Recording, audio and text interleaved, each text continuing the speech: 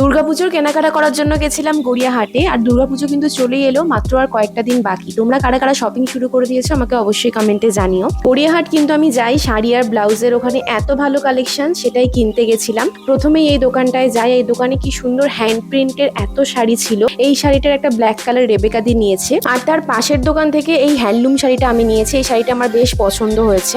আর ওখানে পরপর অনেক শাড়ির দোকান আছে, তোমরা অনেক রিজনেবল প্রাইসে ভালো ভালো শাড়ি পেয়ে যাবে। এখন মেনলি ঢাকাই মসলিন শাড়িগুলো উঠেছে, তাই জন্য এই লাল শাড়িটা আমি নিয়ে নিয়েছিলাম, আমার খুব পছন্দ হয়েছে। আর এই চিকনকারি শাড়িগুলো এখন খুব উঠেছে। শাড়ি কেনার পর তারপর এই পাশের দোকান থেকে এই ব্লাউজটা আমার সত্যি খুবই পছন্দ হয়ে গেছে, সঙ্গে সঙ্গে আমি গিয়েই কিনে নিয়েছি এক দেখাতেই। আর গড়িয়াহাটে এখন খুব সুন্দর সুন্দর ডিজাইনার ব্লাউজ উঠেছে, যেগুলো দেখে আমি চোখ ফেরাতে পারছিলাম না। আর প্রত্যেক কটা ব্লাউজ সুন্দর। যাই হোক, তারপর আমরা একটু মোমো খেয়ে আবার শপিং করেছিলাম, আর সেই ব্লগটা নেক্সট মিনি ব্লগে আসবে। So stay tuned till then, tata. ব্লগটা কেমন লাগলো জানিও।